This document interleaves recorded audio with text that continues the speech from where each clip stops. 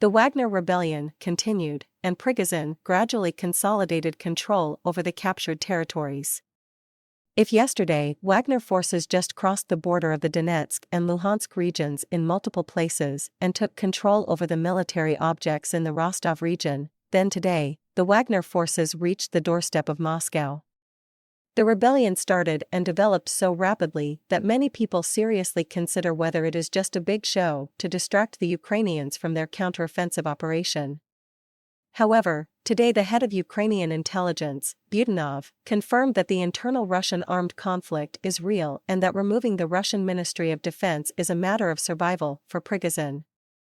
Today, Prigozhin released a video where he showed the captured headquarters of the Southern Military District.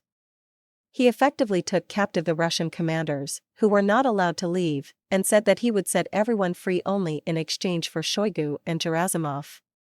In order to increase the leverage, Prigozhin moved further and also captured the airfield and several villages east of the city, and started reinforcing the flanks while moving towards Moscow.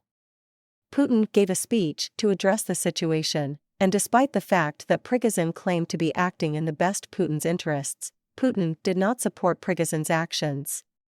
Putin called it a stab in the back that threatened to break Russia just like it happened in 1917, which is why he ordered all special detachments to suppress the rebellion. He gave the Wagner soldiers the last chance to surrender and said that whoever remains will answer before the nation. Shortly, Russian forces started using their assault helicopters and fighter jets to bomb Wagner columns.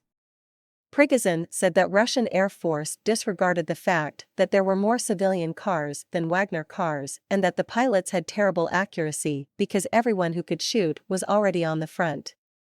Still, some bombs managed to hit the trucks on the road.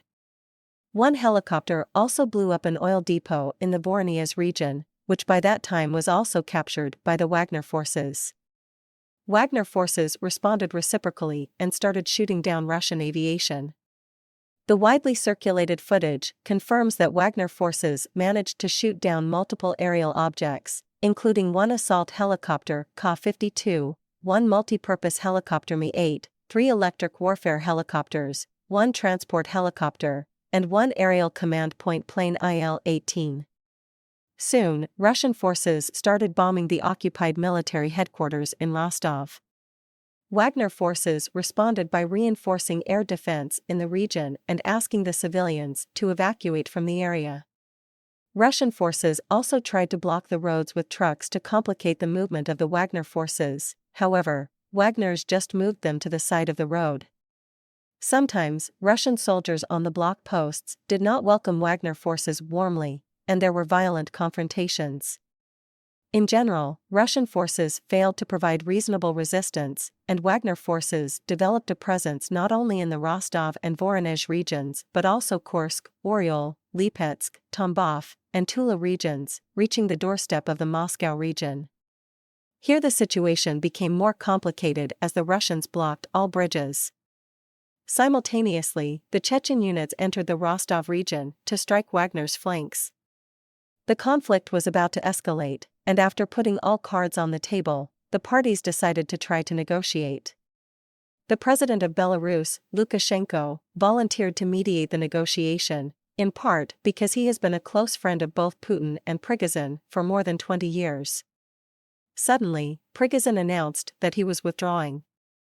Russian officials stated that the charges on Prigozhin and participating Wagner soldiers were dropped. It looks like the Russian Ministry of Defense evaluated the situation and understood that they had no chance and fulfilled all of Prigozhin's demands, more precisely, the removal of Shoigu and Gerasimov. Even though Russian officials stated that no change to the structure of the Ministry of Defense were discussed during the negotiation process, no one in the media space believes that. It is expected that in order to avoid the escalation, Putin will remove the highest officials in the Russian Ministry of Defense over the course of around 2 months.